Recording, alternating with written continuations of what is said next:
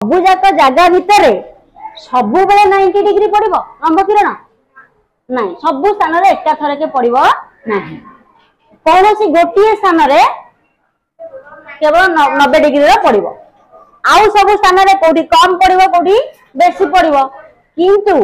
23 degree अधे जोटा उत्तर गोलार्ध आम कह मकर कर्कट क्रांति एवं 23 डिग्री अधे दक्षिण गोलार्ध मकर क्रांति एतिकी भितर ही 90 डिग्री लंब किरण सूर्यंकर पड़ो बुझेगा ताकि ऊपर को 90 डिग्री लंब किरण पड़ोनी कि मकर क्रांति तलू को 90 डिग्री लंब किरण पड़ो ना कर्कट क्रांति उपर लंब किरण केते थर पड़ो गोटे थर मकर क्रांति उपर केते थर पड़ो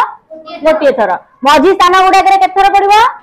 दुई थर ना नहीं अर्थात गोटे थर सूर्यंकर उत्तरायण गति बेलू पड़ो आउ थे दक्षिणायन गति बेलू पड़ो।